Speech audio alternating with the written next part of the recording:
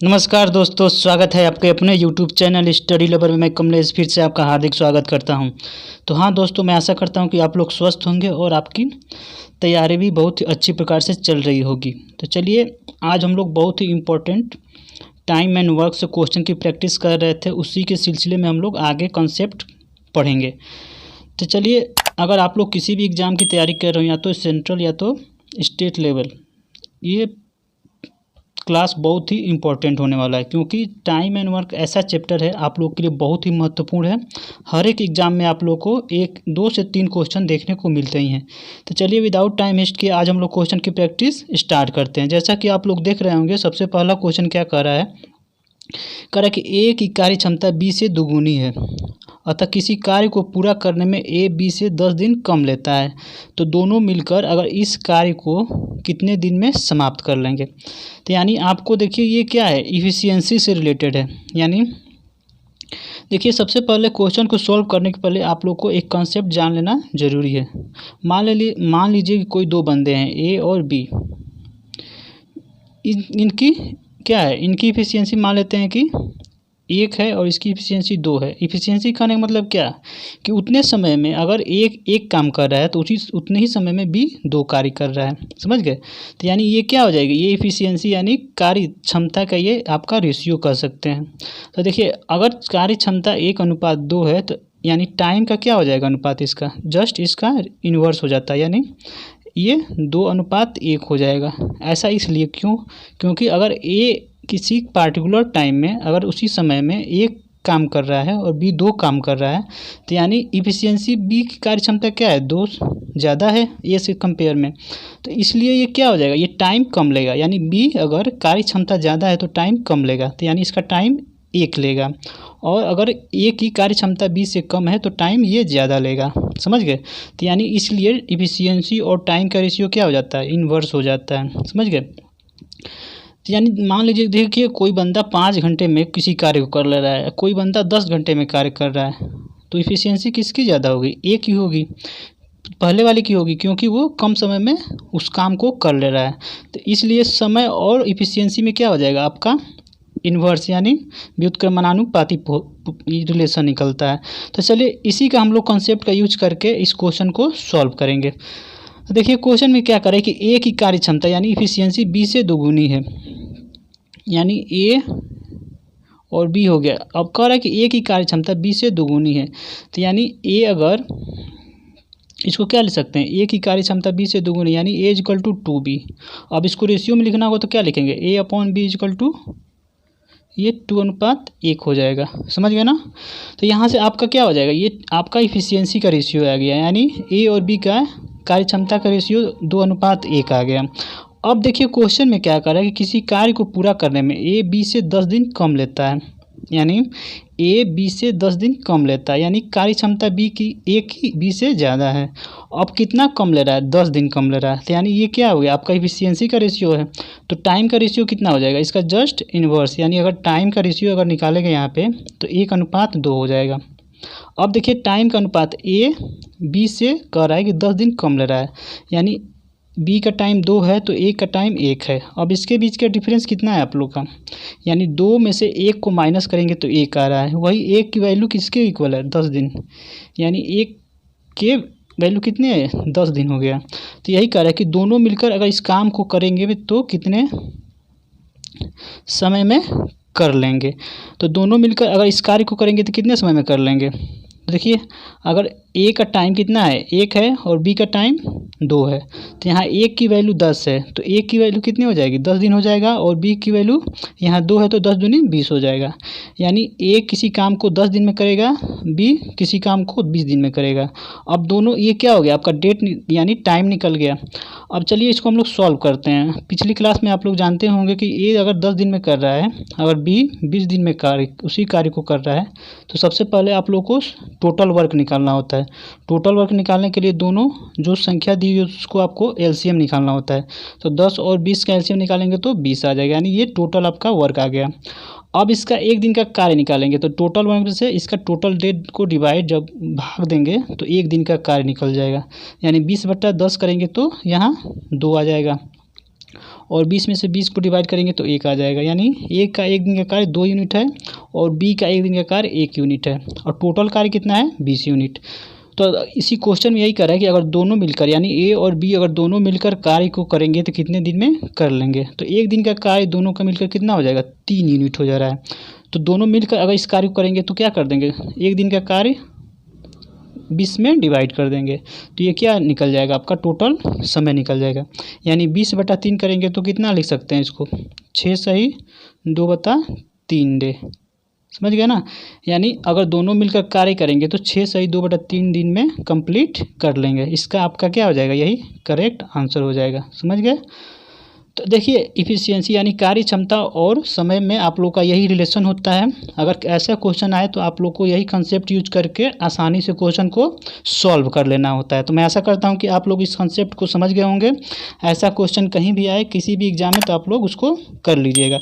चलिए हम लोग नेक्स्ट क्वेश्चन की ओर आगे बढ़ते हैं। तो हाँ दोस्तों, अगर आप लोग चैनल पर नए हैं तो चैनल को सब्सक्राइब अवश्य कर लीजिएगा और बेल आइकन को प्रेस करना नहीं भूलिएगा ताकि जो भी वीडियो डाला जाए उसका नोटिफिकेशन सबसे पहले आपको मिले। और इस वीडियो को अगर पसंद करें तो वीडियो को ज़्यादा से ज़्यादा लाइक और अपने दोस्तों के बीच में शेयर जरूर कर दीजिएगा। चलिए हम लोग नेक्स्ट क्वेश्चन की ओर देखते हैं। देखिए नेक्स्ट क्वेश्चन क्या कर रहा है कि ए अकेला किसी कार्य को 10 दिन में समाप्त कर सकता है जबकि बी अकेला 15 दिन में समाप्त कर सकता है। यदि वे एक दिन छोड़कर एक दिन बारी बारी से काम करें तो ए आरंभ करें तो कार्य समाप्त होने में कितने दिन लगेंगे। देखिए इसको कैसे हम लोग सॉल्व करते हैं। इसमें अल्टरनेट डे का ये कंसेप्ट है आप लोग को, यानी बारी बारी से क्वेश्चन ऐसे एग्जाम में देखने को जरूर ही मिलते हैं। तो सबसे पहले आप लोग को करना क्या है कि यहाँ कर रहा है कि ए किसी कार्य को 10 दिन में कर ले रहा है और बी उसी कार्य को 15 दिन में कर ले रहा है।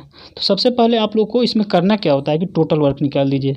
तो 10 और 15 का आप लोग एलसीएम निकालिए। तो 10 और 15 का एलसीएम कितना आ जाएगा 30 आ जाएगा। तो 30 क्या हो गया आपका टोटल वर्क आ गया, यानी सभी कार्य हो गया। अब देखिए ए का एक दिन का कार्य क्षमता कितनी आ जाएगी, यानी एक दिन में कितना यूनिट कार्य करेगा इसमें से डिवाइड कर देंगे, यानी 3 आ गई और इसका 2 आ गया, समझ गए।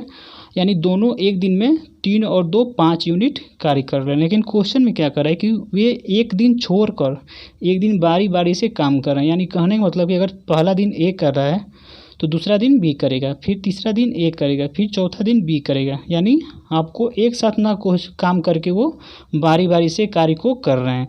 तो देखिए एक ए स्टार्ट कर रहा है, यानी क्वेश्चन में दिया है कि ए आरंभ कर रहा है, यानी ए पहला दिन कार्य कर रहा है तो एक 3 यूनिट पहले दिन में कार्य किया, उसके बाद बी 2 यूनिट किया। ऐसे ही आप लोग का क्या हो जाएगा, ऐसे ही आप लोग का साइकिल चलता जाएगा जब तक कि 30 यूनिट कार्य पूरा ना हो जाए।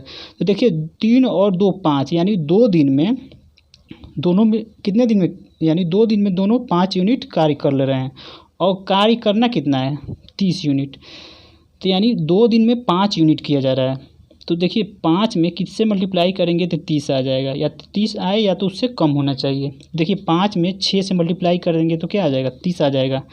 अब देखिए 2 दिन में 5 यूनिट किया जा रहा है तो यानी 5 6 के 30, यानी टोटल वर्क 30 यूनिट है।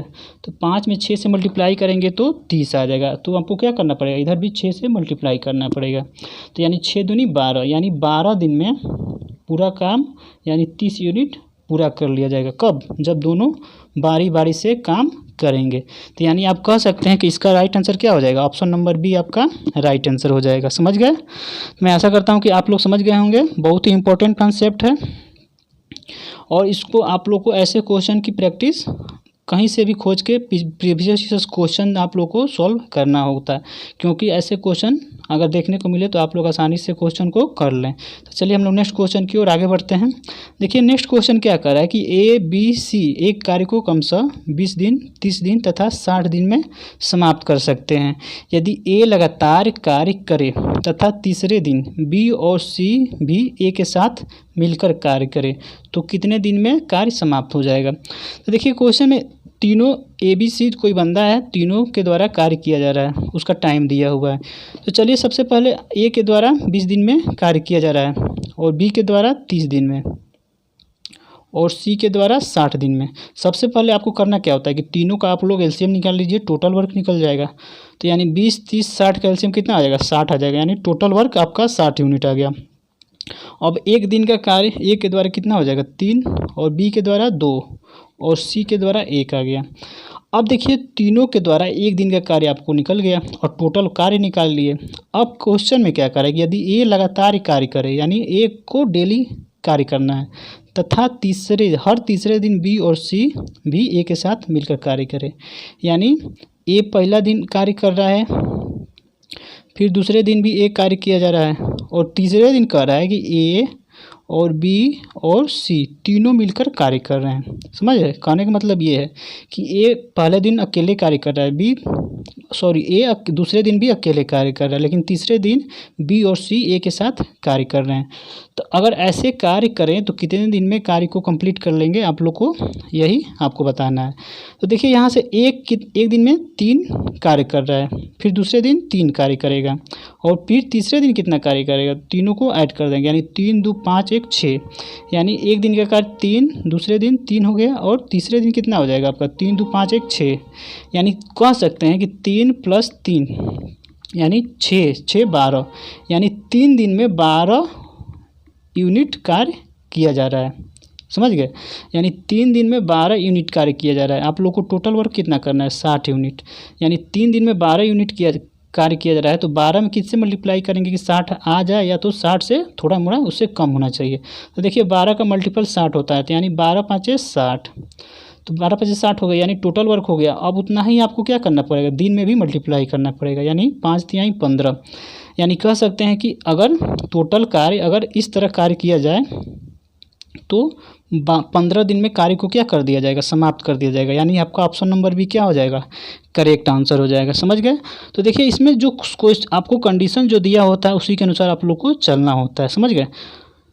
पहले आप लोग को एक दिन का टोटल वर्क निकालना होता है, उसके बाद एक दिन का कार्य निकालिए, उसके बाद जैसे कंडीशन का है उसी के अनुसार आप लोग को उसे अरेंज कर देना होता है। समझ गए? तो इसका आपका राइट आंसर कितना हो जाएगा, ऑप्शन बी, यानी 15 दिन आपका राइट आंसर हो जाएगा। समझ गए? तो चलिए हम लोग नेक्स्ट क्वेश्चन की ओर आगे बढ़ते हैं। देखिए नेक्स्ट क्वेश्चन क्या कर रहा है कि ए अकेला एक कार्य को 12 दिन, बी अकेला उसे 18 दिन में समाप्त कर सकता है। दोनों ने मिलकर कार्य आरंभ किया, परंतु कार्य समाप्त होने से 3 दिन पहले ए ने कार्य छोड़ दिया, तो पूरा कार्य कितने दिन में समाप्त हो जाएगा।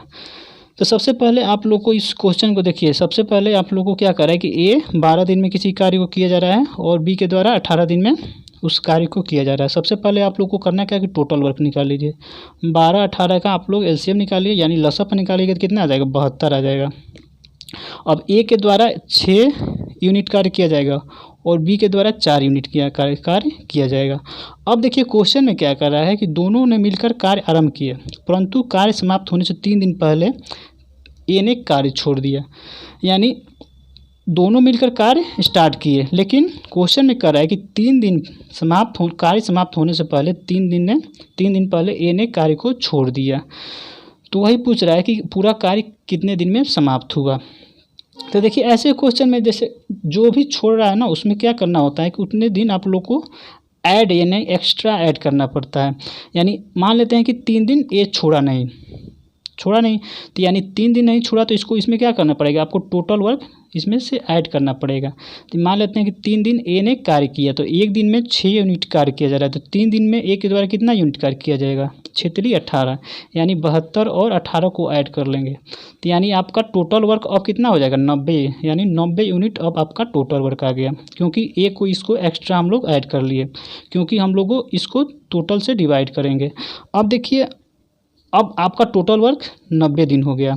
अब आप लोग को करना क्या है कि 6 और दोनों का एक दिन का आप लोग का कार्य क्षमता जोड़ देना है, यानी ये 6 यूनिट कार्य करेगा और भी 4 यूनिट कार्य करेगा, तो यानी 6 × 4 = 10, यानी टोटल वर्क कितना है 90, और एक दिन का कार्य क्षमता 10 है, तो यानी 90 में 10 से क्या कर देंगे, आपको डिवाइड कर देंगे, यानी 10 × 9 = 90, यानी अगर इस कंडीशन में कार्य किया जाएगा तो वो 9 दिन में कार्य को समाप्त कर लिया जाएगा, यानी आपका ऑप्शन नंबर भी क्या हो जाएगा, करेक्ट आंसर हो जाएगा। समझ गए? तो यानी ए दिन कार्य पहले छोड़ देता है, और किसी क्वेश्चन में आप लोग को कहता है कि 3 दिन बाद तक कार्य किया, तो उसमें माइनस करना पड़ता है। समझ गए?